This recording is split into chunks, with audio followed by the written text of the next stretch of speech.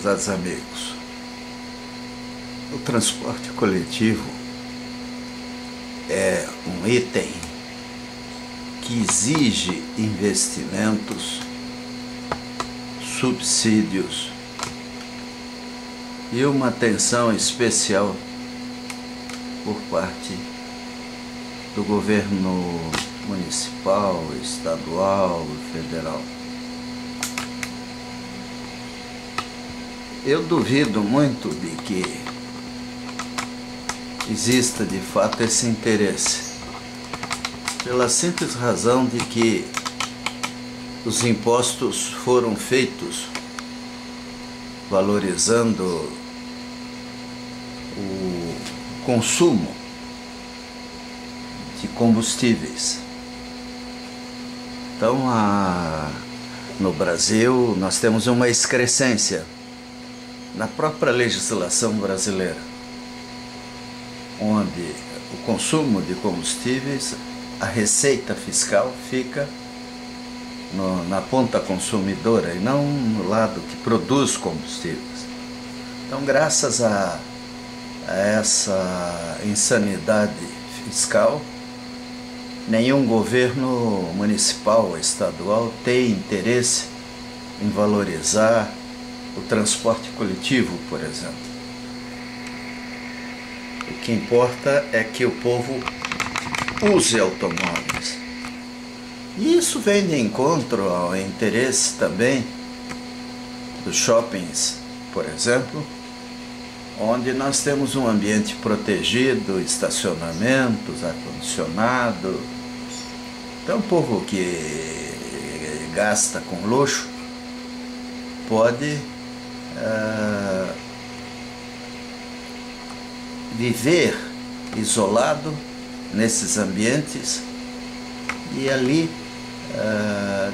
até esquecer o que é o mundo em volta. O que importa para esse povo todo é que a cidade seja intransitável, tenha calçadas ruins, né, esteja entupida de raízes de árvores, né, de buracos causados pela canalização de esgoto, cheia de postes e fios, né? Assim, quando o indivíduo entra nesse paraíso que nós valorizamos ao máximo, chamado shoppings, ele se sente bem, porque está protegido, tem segurança, tem tudo o que ele não tem nas ruas. Então, na verdade, nós precisamos de investimentos em transporte coletivo, como em segurança, em rever essa legislação errada sobre calçadas. Se as calçadas passassem a ser de domínio público, o governo do estado, do município, teria como viabilizar financiamento para refazer tudo isso, e nós teríamos uma cidade com um padrão melhor de calçadas, uniformizada, dentro de uma lógica de acessibilidade e mobilidade. Então, essa reportagem aqui, Cidade Atenta, do estado do Paraná, ela traz muito oportunamente a estatística, por exemplo, dos acidentes com os ligeirinhos, né? Quer dizer, é óbvio que a tendência é aumentar, até porque no novo edital para o transporte coletivo urbano de Curitiba, exige-se dos empresários que a velocidade média comercial dos ônibus aumente. Então, os motoristas que dirigem um veículo que pesa 20, 30 toneladas, às vezes com quase 300 pessoas dentro, é obrigado a andar com o máximo de velocidade, né? Alguns em canaletas, mão e contramão, onde formalmente se permite chegar a 60 km por hora, E nós ficamos imaginando que o pior acidente está prestes a acontecer, que poderá ser um choque frontal de dois articulados ou biarticulados na canaleta. Cada ônibus vai se deslocar para um lado diferente, vai matar dezenas de pessoas, a menos que 500 santos padroeiros estejam de plantão para evitar o agravamento desse tipo de acidente. Nós precisamos de inteligência. Lógico, essa inteligência ela é gasta em outras coisas, quer dizer, o que vale agora é futebol.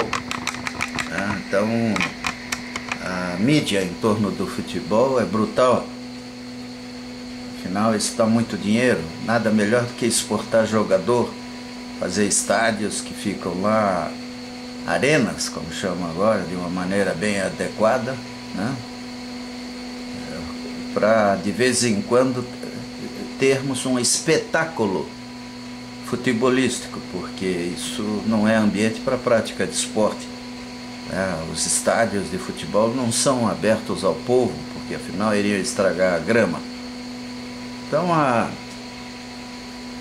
nessa mudança de governo, no momento em que o mundo mergulha numa crise que a gente não sabe de quando nem como vai sair dela, é fundamental que, se o Brasil está num ciclo virtuoso da economia, comece a viver o ciclo virtuoso da cidadania. Nós perdemos essa preocupação em benefício de teses importadas, de preocupações de europeu, foram trazidas aqui para dentro.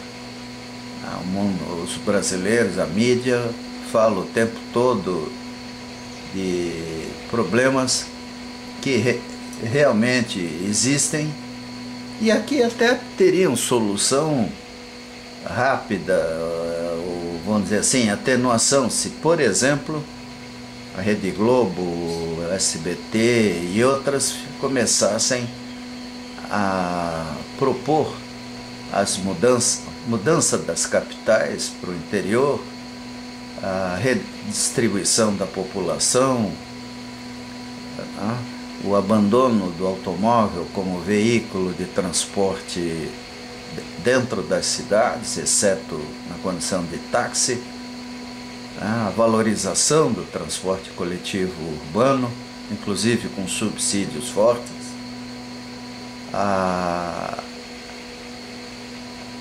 a lógica de urbanismo para evitar grandes deslocamentos, o teletrabalho, o ensino à distância, uma mudança nessas regras de distribuição de diplomas que é superada, antiga, está completamente equivocada.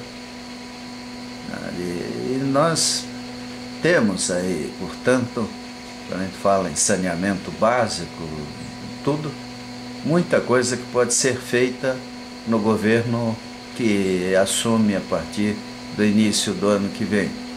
Em qualquer governo, desde que superada aquela tremenda crise econômica que durou 30 anos praticamente, desde o final da década de 70 até há pouco tempo, quando a gente pôde de fato começar a respirar. A história do Brasil é uma história complicada e falta espaço para tantos erros de planejamento. E talvez muito disso porque quem mandava no Brasil eram profissionais especialistas em coisas esotéricas e incapazes de enxergar a realidade em volta deles.